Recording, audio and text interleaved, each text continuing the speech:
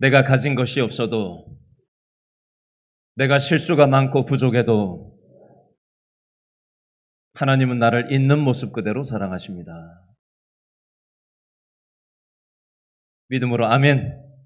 우리 옆 사람에게 한번 얘기해 줄까요? 눈을 한번, 옆 사람을 한번 이렇게 쳐다보시고, 우리가 부족해도 하나님은 나를 사랑하십니다. 손을 이렇게 드시고 잘 오셨습니다. 환영합니다. 반갑습니다. 앞뒤 좌우로 돌아보시고 반갑게 맞아주시면 좋겠습니다. 여러분 1988년도 잠실에서 무슨 일이 있었죠? 88 올림픽 잘 아시네요. 그때 어디서 뭐 하셨어요? 88 올림픽이 열리기 4년 전 올림픽이 어느 나라에서 열렸을까요? 84년도에 미국에서 올림픽이 열렸습니다. LA에서. 올림픽을 하게 되면은 개막식이라는 걸 하잖아요. 개막식, 폐막식이라는 걸 하잖아요. 그렇죠? 그러면 개막식 할 때 보면 뭐 여러 가지 공연 같은 걸 막 하지 않습니까? 이게 전 세계적인 축제다 보니까 이걸 막 기획을 하고 막 어떻게 개막식을 준비할지 84년도 미국 올림픽 때 이 개막식 행사를 어떻게 할까 행사위원들이 모여가지고 아이디어 회의를 했는데 이렇게 하기로 결정을 했답니다. 미국 국가가 연주될 때 올림픽 주 경기장 서쪽에서 미국을 상징하는 하얀 머리 독수리를 날려가지고 삑 날라와가지고 탁 내리는 그걸 이제 개막식의 한 행사로 아이디어 회의에서 이제 그렇게 하겠노라고 이제 잡은 거예요. 그래서 이제 밤비라는 이름의 독수리를 선정을 하고 또 이 전문 조류학자들하고 조련사들이 동원되어 가지고 이 밤비라는 독수리를 훈련을 시켰답니다. 연습 비행을 하려고 이 밤비 독수리를 날렸대요. 날렸더니 이 독수리가 삑 날아와 가지고 내려야 되는데 딱 내려야 되는데 엉뚱한데 탁 앉더라는 게 훈련이 안 되니까. 두 번째, 2차 시기에서 어떻게 했는지 아세요? 삥 날아와가지고 딱 앉아야 되는데 어떻게 할게요? 꽝! 박아가지고 독수리가 죽어버렸답니다. 실제 있었던 일이에요. 그래서 원인 분석에 들어갔습니다. 뭐가 문제냐? 왜 이 독수리가 죽어버렸냐? 두 가지로 원인 분석을 했답니다. 첫 번째는 뭐냐면요. 이 독수리가 살이 쪄가지고 비만이다, 비만. 두 번째 이유는 뭐냐면 이 독수리가 균형감을 잃어버리고 균형을 잡지 못해서 추락을 했다. 이 비만과 균형을 잃어버린 두 가지 원인 분석을 했어요. 자, 이 내용을 제가 오늘 설교 도입으로 왜 얘기를 하고 있냐면요. 오늘날 교회의 모습이 이럴 수 있다는 겁니다. 오늘날 교회가 옛날 교회는 가난했어요. 그런데 오늘날 한국 교회는 얼마나 비만에 빠져 있는지 모릅니다. 옛날에는 교회가 힘이 없었어요. 옛날엔 교회에 돈이 없었습니다. 그런데 돈이 모이고 힘이 생기다 보니 교회가 비만에 빠졌습니다. 그리고 교회가 균형을 잃어버렸어요. 여러분, 새에는 날개가 한쪽이에요? 두 쪽이에요? 두 쪽이죠. 한쪽이면 균형이 잡히겠어요? 안 잡히겠어요? 여러분, 교회의 두 날개를 비유적으로 설명을 드리는 것은요. 교회에 있어서 한쪽 날개는 무엇과 같으냐면 저를 따라합니다. 주일 예배. 이게 한쪽 날개와 같아요. 또 다른 한 날개는 뭐냐면요. 따라합니다. 구역 모임. 이게 한 날개예요. 질문합니다. 저와 여러분의 구역 모임이 잘 작동되고 있습니까? 옛날에 우리 한창 열심히 잘 모일 때는 구역 예배를 어디서 했었어요? 다 집에서 했잖아요. 근데 요즘은 어디서 해요? 교회에서 하고. 하긴 하는데 대충 하고. 그나마 잘 안 모여들고. 그렇죠? 자유롭게 살고 싶은 인간의 욕망에 따라서 개인의 취향을 우선순위하는 이 세대를 따라가다 보니 집에서 모이지 않고 교회에서 모이더라도 짧게 대충 그마저도 모이지 않는 이런 세태가 되어버렸어요. 이것은 교회의 한쪽 날개가 없는 것과 마찬가지 이치예요. 한쪽 날개인 주일날 예배 한번 드리는 것으로는 교회가 균형을 잃어버리고 제 기능을 하지 못하고 추락하는 그 독수리와 같이 될 수 있다라는 것입니다. 이걸 연상을 하시면서 여러분 설교를 좀 따라오시면 좋겠어요. 자, 이 근거를 제시를 하겠습니다. 사도행전 2장 46절을 한번 보시겠어요? 사도행전 2장 46절 다 같이 한번 더 읽습니다. 시작. 날마다 마음을 같이하여 어느 장소? 성전에 모이기를 힘쓰고 어느 장소? 집에서 떡을 떼며 기쁨과 순전한 마음으로 음식을 먹고. 동그라미 하세요. 첫 번째 장소 어디라고요? 성전 동그라미. 두 번째 장소 어디? 집 동그라미. 한쪽 날개는 성전, 주일날 모이는 대그룹 날개. 성전에서 예배당에서 모여서 예배를 드리고 하나님을 경험하고요. 또 집에서 모여서 한쪽 날개 구역 모임을 하는 거라고 연상을 해보시면 되겠습니다. 초기 초대교회 교회 모임은 주일날 예배와 구역 모임이 양쪽 날개가 함께 균형 잡힌 그리고 비만에 빠지지 않은 건강한 교회 생활을 했었음을 오늘 말씀을 통해서 엿볼 수가 있습니다. 주일날 드리는 예배당에서 드리는 주일 예배는 무엇과 같으냐면요. 따라합니다. 하나님의 초월성, 높으신 하나님, 초월적인 하나님, 높으신 하나님을 경험하는 것이 이 모든 회중들이 주일날 예배당에 모여서 예배드리면서 느끼는 정서예요. 또 하나, 구역 모임은요, 따라하시죠. 하나님의 내재성, 하나님의 가까이 하심. 집에서 모여가지고 같이 밥 먹고 밥 나눠 먹고 그죠? 서로 얘기 나누면서 각자 삶 가운데 함께 하신 하나님을 얘기하고 은혜를 나누고 간증을 하고 그렇죠? 서로 걱정해주고 이렇게 하면서 우리 사이에 가까이 함께 하시는 하나님을 경험하고 느끼고 나누는 거예요. 가까이 하신, 내재하시는, 우리와 함께 하시는 하나님을 경험하는 모임이 바로 또 다른 한쪽 날개인 구역 모임이 되는 겁니다. 자, 초창기 이렇게 양쪽 날개로 모이던 이 교회의 행태가 서기 313년에 기독교가 국교로 콘스탄틴 대제가 기독교를 국교화를 선포를 하면서부터 어떤 일이 생기게 되었느냐? 더 이상 교회 모임이 집에서 모이지 않게 됐습니다. 한쪽 날개가 사라지고 예배당에 와서만 주일날만 예배드리는 형태로 구조가 바뀌게 되었습니다. 여러분, 교회 구조는 세상을 향해서 가라라는 구조가 돼야 되는데 세상에서 살던 사람들이 주일날 한번 예배당에 와서 오라라고 해서 예배당에 왔을 때 주일날 한 번만 하나님을 그저 생각할 뿐 우리의 가정, 우리의 직장, 세상 속에서 하나님을 생각하지 않고 살아가는데 이 구조가 영향을 미치게 됐습니다. 또 하나의 근거를 42절과 46절을 통해서 먼저 찾아보고 설명을 이어가겠습니다. 사도행전 2장 42절 말씀 둘째 줄에 보니까 무엇을 떼며? 떡을 떼며. 자, 2장 42절 다시 보시죠. 뭘 떼며? 떡을 떼며. 2장 46절에 보니까 둘째 줄에 집에서 뭘 떼며? 떡을 떼며. 떡을 뗐다. 떡을 뗐다라는 것은 구역 모임하면서 같이 음식을 먹었다라는 얘기도 되지만 함께 성만찬을 구역별로 하면서 믿음 안에서 영적인 교제를 했다라는 표현이 되겠습니다. 여러분, 이 사실을 통해서 우리가 무엇을 알 수 있냐면요. 하나님은 예배당에 왔을 때 주일날 예배 드릴 때만 살아계신 하나님이신가요? 그러면 하나님은 우리 집에서도 함께 하십니까? 직장가도 함께 하십니까? 여러분, 주일날만 하나님의 날이고 월화수목금토는 하나님의 날이 아닙니까? 어떻게 생각하세요? 모든 날이 하나님께 속해 있어요. 모든 장소가 하나님께 속해 있는 것입니다. 목회자만 하나님 뜻대로 살고 성도들은 내 맘대로 살아도 되는 겁니까? 아니에요. 모든 성도, 목회자만이 아니라 모든 성도가 하나님의 뜻 안에서 살아가도록 부름을 받았습니다.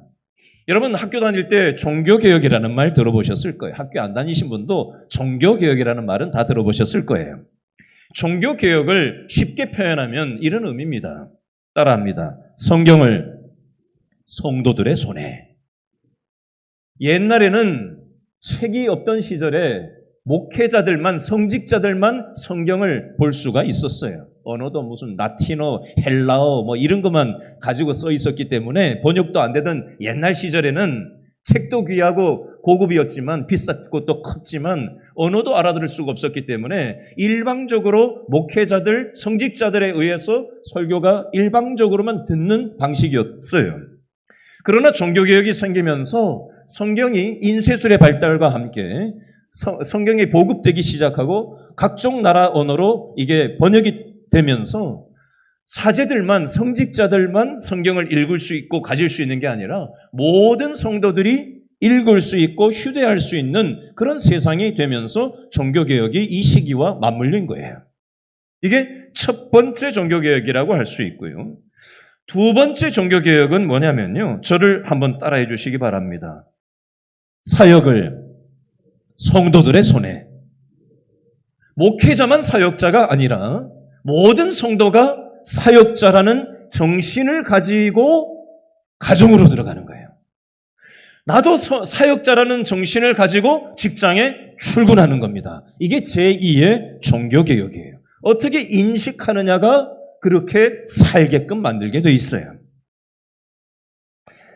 여러분, 저 오늘 설교 제목이 여기 화면에 나와 있는데요. 큰 소리로 한번 한번 읽어볼까요? 영적 공동체. 시작!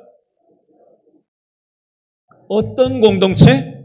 영적 공동체. 믿음의 공동체로 함께 살아가는 교회라는 이 비전, 네 번째 비전을 가지고 오늘 설교를 하고 있는 것입니다. 자, 오늘 본문 2장 42절 말씀, 아까 떡을 떼며라는 표현을 확인했는데요. 2장 42절 떡을 떼며라는 말 앞에 뭐가 써 있는가 생각하면서 사도행전 2장 42절을 다시 한번 읽어보겠습니다. 42절 시작. 그들이 사도의 가르침을 받아 서로 뭘 하며? 교제하고 떡을 떼며 오로지 기도하기를 힘쓰니라. 밑줄 그으세요. 서로 뭘 했다? 교제했다. 서로 교제를 했다. 자, 쉽게 예를 들어볼게요. 여러분, 살다 보면 병원 신세 안 지면 좋지만 병원 신세 질 때가 있습니까? 없습니까? 있죠. 저도 머리가 깨져본 적이 있거든요.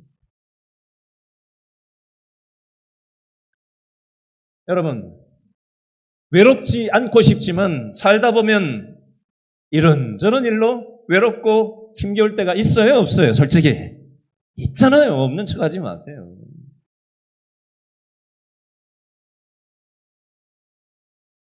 마음이 아프고 몸이 아프고 인간관계 때문에, 돈 문제 때문에, 자녀 문제 때문에, 부모 때문에, 형제 때문에, 직장의 어려운 일로 가지가지 인생의 문제로 인해서 외롭고 힘들고 어려운 일들이 얼마나 많은지 몰라요. 그죠? 좀 요 고비를 넘기면 좀 괜찮아지려나.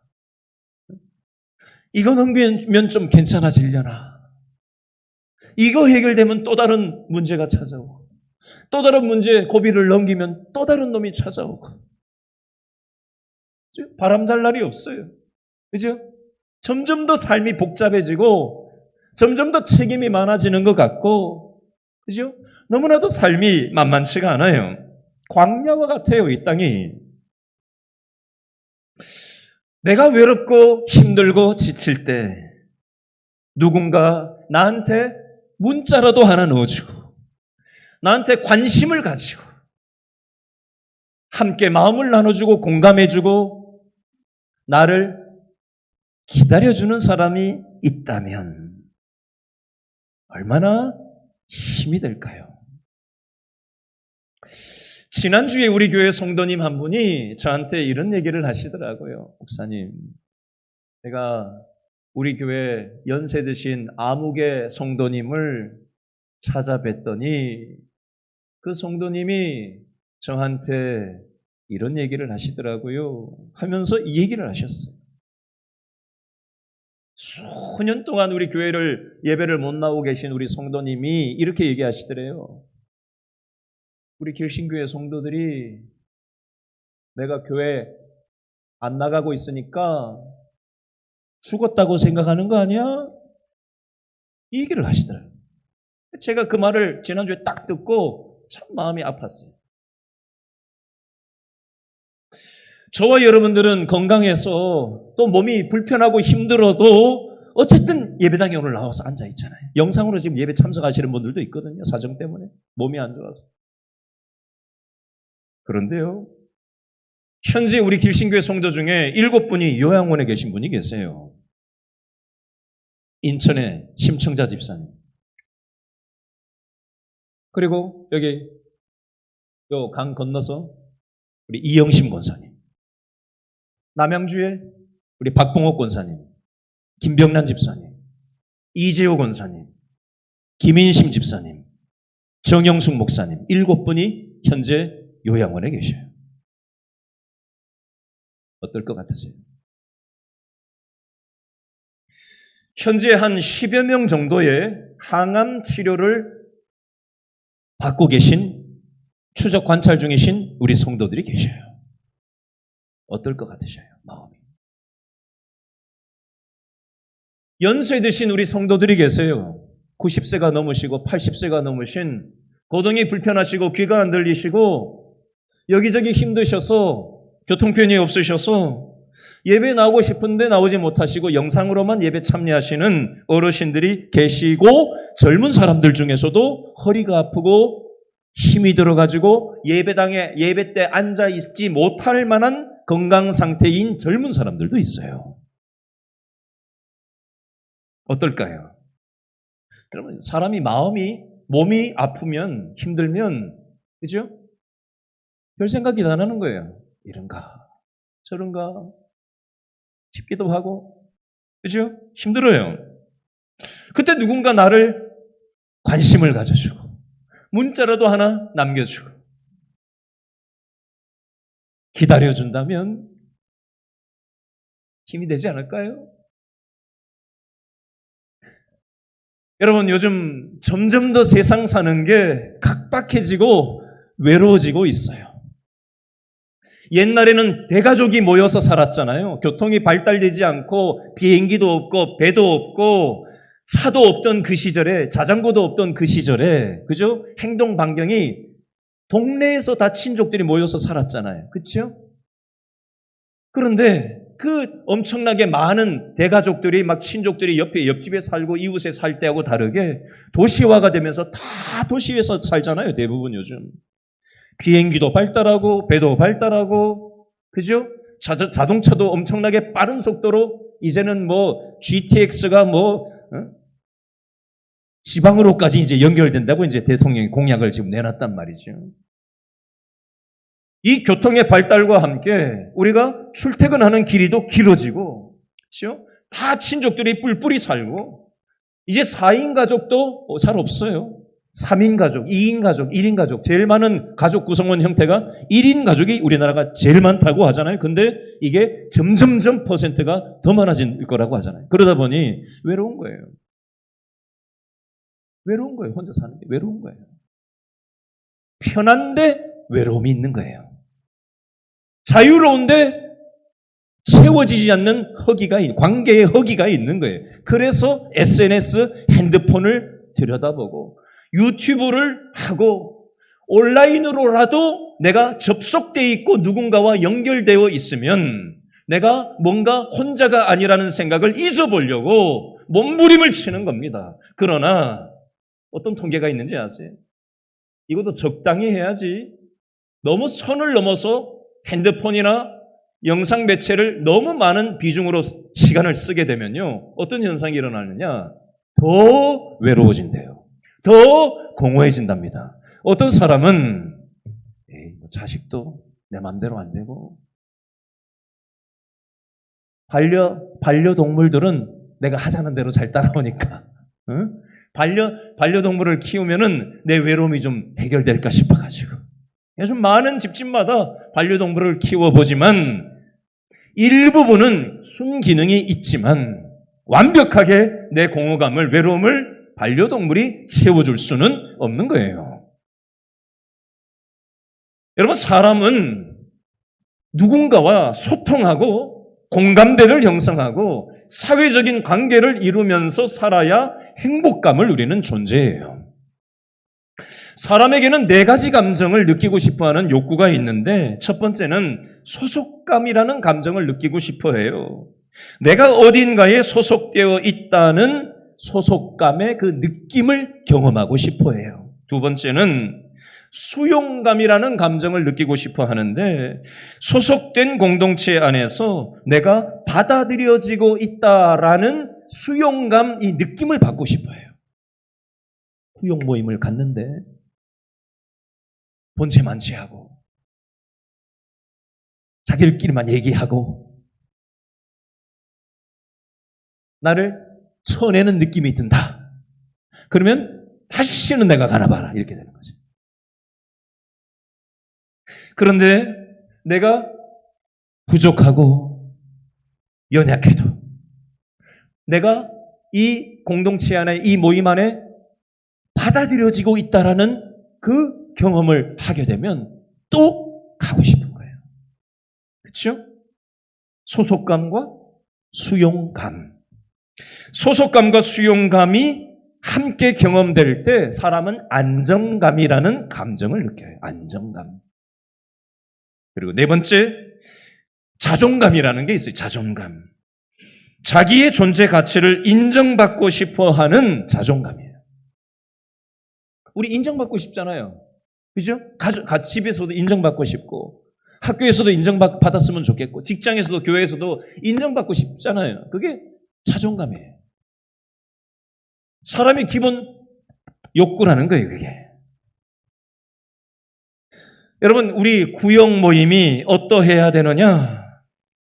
오늘 초대교회 사도행전 2장에 나오는 초대교회 모습은 어떠했냐? 물질을 같이 나누었어요. 그 근거가 사도행전 2장 45절에 나오는데 한번 더 읽어볼까요? 2장 45절 시작.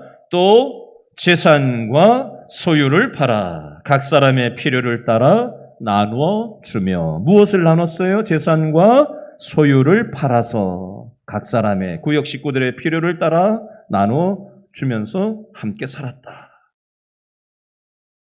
제가 오늘 설교 처음 시작하면서 1988년 잠실에 있었던 서울 올림픽을 얘기했어요. 제가 설교 준비하면서 이 생각을 문득 해봤어요. 자, 1988년 88 서울 올림픽이 있었는데 1988년으로부터 100년 뒤면 몇 년도죠? 2088년. 그때 여러분들은 나이가 몇 살이세요? 계산해 보세요. 네? 2088년도면 지금으로부터, 지금이 2024년도니까 2088에서 2024 빼면 몇 년 나와요? 64. 앞으로 여러분 나이에다가 64를 더해보세요. 몇 살인가? 저는 계산을 해보니까 나이가 118세가 되더라. 118세. 제 나이가. 지금 54살인데 2088년이 되면은 118세가 되더라고. 그때 내가 살아있을 수 있을까? 우리 다 같이 천국에 가서 그때 천국에서 지내는 거 아닌가? 그 생각을 해봤어요. 여러분, 이 세상에 올 때 우리는 다 빈손으로 태어났어요. 그렇죠? 하나님 부르시면 우리는 빈손으로 가는 거예요. 그게 우리 인생이에요. 자, 이 문장을 디모데전서 6장 7절 8절에서는 이렇게 표현하고 있어요. 읽어드릴게요. 디모데전서 6장 7절 8절이에요. 우리가 세상에 아무것도 가지고 온 것이 없음에 또한 아무것도 가지고 가지 못하리니 우리가 먹을 것과 입을 것이 있은즉 어떻게 여겨라? 족한 줄로 알 것이니라. 여러분, 하나님이 우리에게 물질을 주신 것은 쟁여놓으라고 주셨나요? 나만 먹고 누리려고 주셨나요? 아니, 하나님이 우리에게 물질을 주신 이유는 내 옆에 있는 사람들과 어떻게 하면서 살라고? 나누면서 살아가라.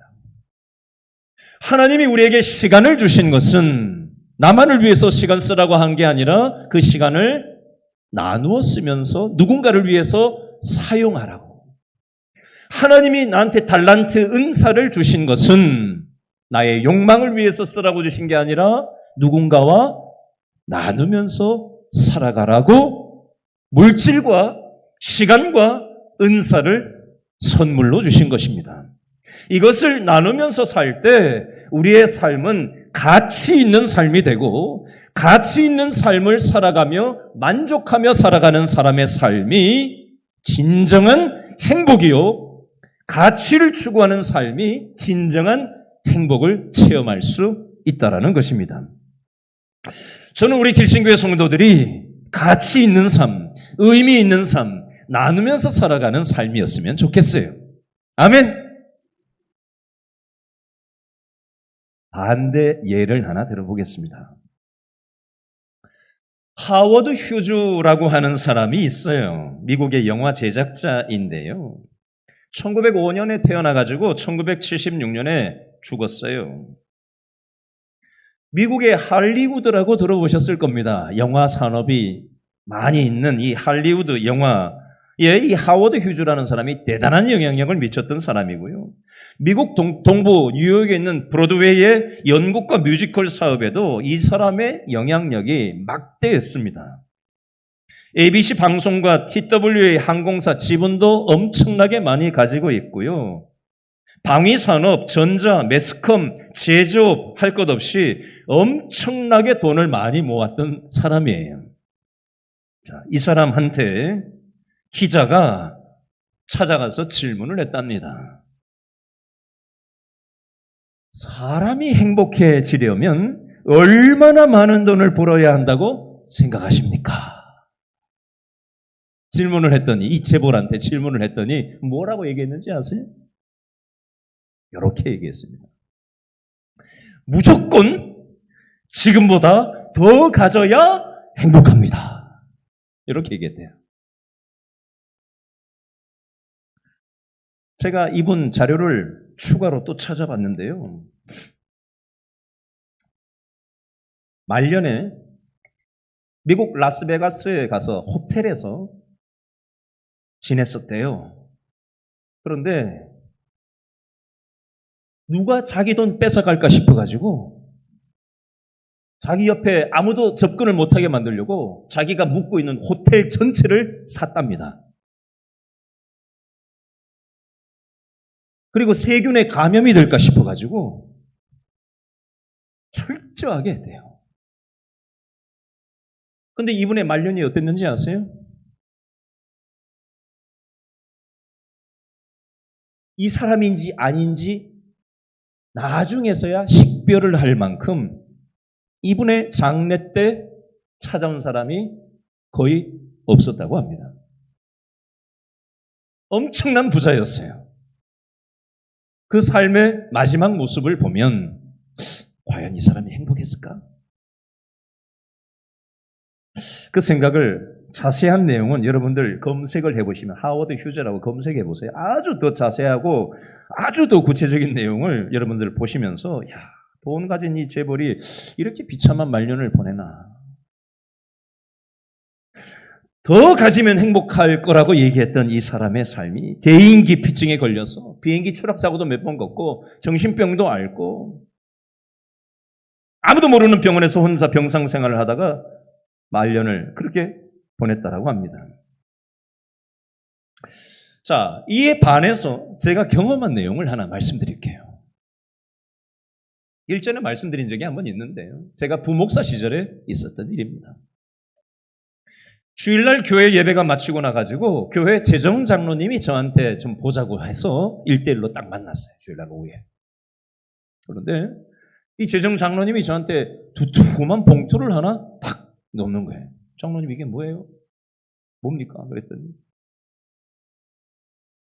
우리 교회 성도 한 분이 자기 이름을 쓰지 않고 무명으로 헌금을 했다는 거예요. 근데 왜 저한테 가져오셨어요?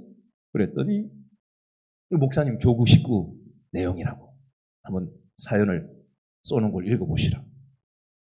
봤더니 뭐라고 메모를 해놨는지 이렇게 내용이 이렇습니다. 구역 모임을 함께 하는데 재정적으로 너무 어려운 구역 식구의 사연을 알게 된 거예요. 그래서 구역 식구가 그 얘기를 듣고 나니까 너무 안타까운 거예요. 그래서 자기가 뭔가 대단하게 돈의 여유가 있어서가 아니라 자기도 여유가 없는 사람이지만 하나님이 자신한테 베풀어 주신 은혜가 너무 감사하고 기뻐서 믿음 생활을 하고 있는데 영적 공동체 구성원인 구역 식구가 돈 때문에 지금 어려움을 당한 걸 얘기를 하고 기도를 해달라고 하는 걸 들으면서 내가 없는 살림이지만 좀 나누고 함께 해야 되겠다. 이 마음이 딱 든 거예요. 근데 그걸 돈을 직접 내밀면 상대방의 자존심이 상할까 싶어가지고 교회에다가 자기 이름은 밝히지 않고 그 사연을 써가지고 헌금을 한 거였어요. 그래서 이게 보니까 교구 표식은 있어가지고 제가 교구 목사라는 걸 확인해서 장로님이 저한테 들고 오셨던 거예요. 대신 전달해 달라고. 그래서 제가 우리 교구 여전도사님하고 교구 목사님 제가 두 사람이 아무도 모르게 가가지고 그 집에 가서 사연을 얘기하고 전달해드리고 했더니 그분이 막 눈물로 감사하다고 어떻게 이런 일이 있냐고 그렇게 하면서 같이 얘기했던 기억이 있어요.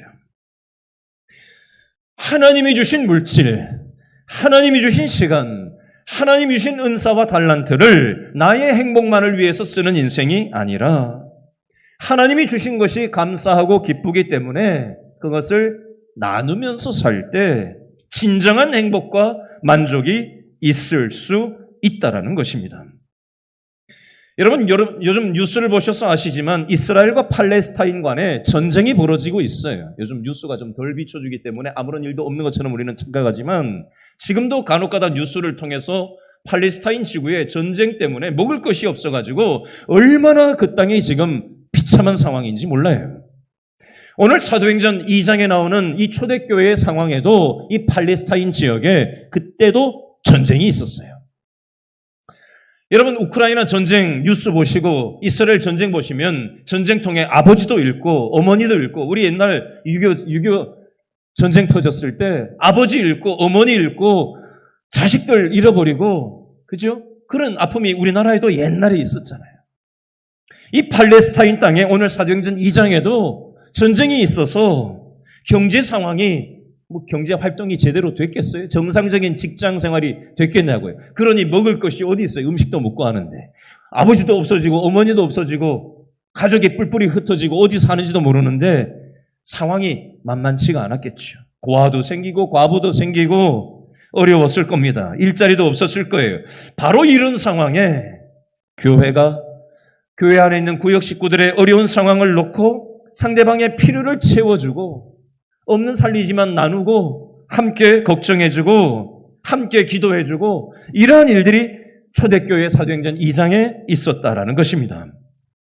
여러분 재산과 소유의 노예가 되지 않고 이것을 하나님과 내 옆에 있는 사람을 위해서 나누면서 살아갈 때 이게 바로 영적 공동체로 살아가는 교회라는 것입니다. 저는 오늘 말씀 준비하면서 우리 개신교회 공동체가 이런 공동체가 되었으면 좋겠다. 그 기도를 하면서 말씀 준비를 했어요. 구역 식구들끼리 모여서 함께 예배를 드리고 함께 설교 말씀 들은 은혜들을 함께 나누고 함께 식사 교제를 하고 함께 아픔을 서로 얘기하고 서로 눈물을 흘리면서 함께 기도해 주는 믿음의 공동체로 살아가기를 하나님은 원하신다라는 겁니다. 요즘 한국교회가 세상의 손가락질을 받고 있습니다. 물론 뉴스라는 것이 일부의 것이 전체인 양 과장 보도를 하는 부분이 적지 않은 게 사실입니다. 그럼에도 불구하고 저 같은 목회자를 비롯해서 우리 모든 성도들이 과연 하나님 뜻대로 우리가 온전히 살았는지를 돌아보고 우리 자신을 회개하고 하나님께서 원하시는 삶으로 다시 살아가기를 재결단하는 오히려 기회로 삼을 수 있었으면 좋겠어요. 우리가 교회 안에서 서로 손가락질을 하고 서로 무관심하고 서로 헐뜯고 하는 것이 아니라 점점 더 삭막해져가는 이 세상을 살아가지만 이 시대에 유일한 대한 공동체로 세워주신 이 교회가 교회다워질 수 있도록 여러분들 함께 노력할 때, 함께 협력할 때, 함께 참여할 때 교회는 세워질 수 있는 것입니다. 제가 지난주에 책을 보다 보니까 이런 문장이 있었어요. 하나님은요, 누구를 사용하시느냐? 하나님 뜻대로 살아보려고 순종해 보려고 하는 사람들을 찾고 계세요. 그리고 그 사람들이 하나님께 순종하기 시작할 때 하나님의 일이 나타나는 겁니다. 저는 우리 길신교회가 하나님께 순종하려고 하는 사람들이 세워졌으면 좋겠어요. 아멘? 우리가 함께 하나님께 순종해 보려고 몸부림치는 교회가 됐으면 좋겠어요. 여러분, 콩 하나 여러분 가지고 있었을 때 그거 반으로 쪼개가지고 혹시 옆에 사람하고 나눠 먹어본 적이 있으세요? 있어요? 그게 뭘 대단하게 많이 나눠서 먹어서 맛이 아니라, 그죠? 뭐 콩 한 쪽이라도 나눠 먹는다는 그 말이 크든 작든 나누면서 뭔가 같이 하려고 하는 마음이잖아요. 그렇죠? 저는 우리 길신교회가 우리 구역 식구끼리, 전도회 식구끼리, 교회 식구끼리 뭐라도 하나 좀 나누고 함께하고 콩 한 쪽이라도 나누려고 하는 그 마음을 가지고 신앙생활을 같이 해갈 수 있었으면 좋겠어요. 여러분, 한국교회가 지금처럼 이렇게 세워질 수 있었던 거는 저 합정동에 가면은 선교사들의 묘지가 있습니다. 양화진에. 가보셨어요? 수많은 선교사들이 젊은 시절에 하나님이 주신 은혜가 너무 감사하고 기뻐서 자기가 성공하고 야망을 위해서 살 수 있지만 그 젊음을 여기 와서 피를 뿌려서 순교하고 질병으로 죽어가고 자기 자식을 잃으면서까지 피 뿌려서 순교한 그 헌신이 있었기 때문에 한국 교회가 세워질 수 있었습니다. 그 선교사들이 와서 학교를 세우고 병원을 세우고 교회를 세우고 수도 없는 눈물 나는 헌신과 목숨을 잃어가면서까지 자기 자식이 전염병 걸려서 죽어가는데도 불구하고 이 땅에 와서 피 뿌려 헌신하는 헌신이 있었기 때문에 우리 한국교회가 여기까지 올 수 있었던 거예요. 그런데 한국교회가 이제 옛날 없던 시절이 아니다 보니까 경제 부흥이 우리나라가 성장을 하면서 교회도 돈이 모이게 되고 사람들도 모이게 되고 힘 있는 사람들이 교회에 오다 보니까 교회가 비만에 빠졌어요. 하나님의 십자가 정신을 잃어버렸어요. 세상을 향해서 나가야 되는데 모으려고만 합니다. 움켜쥐려고만 해요. 나누려고 하지 않습니다. 교회 담벼락 안에 갇혀 있어요. 폐쇄적인 공동체가 되어버렸습니다. 하나님의 뜻을 저버리고 살고 있어요. 이건 교회가 비만이 됐다는 거예요. 너희 중에 고난당하는 자가 있느냐? 기도하라. 즐거워하는 자가 있느냐?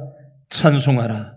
병든 자가 있느냐? 교회의 장로들은 청하여 병 낫기를 위하여 서로 회개하고 기도하라고 말씀하셨습니다. 저는 우리 길신교회 공동체가 하나님이 기뻐하시는 공동체가 되었으면 좋겠어요. 여러분들, 이 공동체는 담임 목사 혼자 북치고 장구친다고 되는 게 아니에요. 우리 모든 성도들이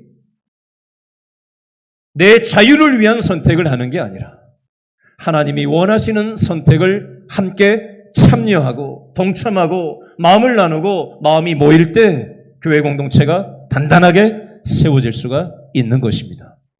오늘 이 예배 마치자마자 바로 성가대도 옷 갈아입으러 안 내려가고 바로 구역 표식이 지금 다 있어요. 여러분 자리 옆에 보세요. 구역 표식이 있어요, 없어요? 1구역, 2구역은 여기 성가대 자리에 있어요. 3구역부터 쭉, 고담 쭉, 고담 쭉 순서대로 이렇게 되어 있어요. 여러분 지금 주보에 보시면 내가 이름이 몇 구역에 있는지 확인이 될 거예요. 그 자리에 어색하고 낯설더라도 일단 가서 앉으세요. 일단 가서 앉으세요. 2단은 나중에 생각하시고. 지금 제가 12시 5분에 예배를 딱 마칠 거예요. 9분 뒤에 광고까지 해서 딱 축도하고 딱 마칠 거예요. 유초등부도 5분에 마치고 10분까지 딱 오기로 했고 중고등부도 5분에 딱 마치고 10분까지 딱 여기 다 집결 전체 교인들 다 집결하기로 했어요.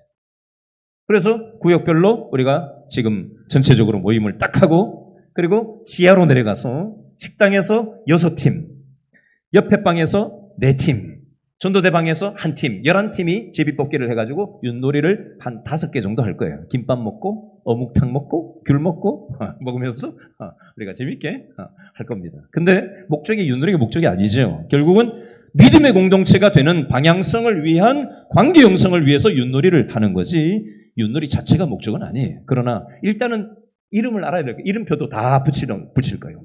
한 사람 한 사람 써서 다 붙일 거예요. 이름도 보고 응? 구역별로 인사도 하고 같이 김밥도 먹고 귤도 먹고 함께 게임도 하면서 함께 교제하면서 우리가 믿음의 여정을 향해서 함께 교회를 세워갔으면 좋겠어요. 바쁘고 내 입맛에 맞지 않을지라도 여러분들 협조해 주시고 함께 교회를 세워보자고요. 아멘. 기도하겠습니다.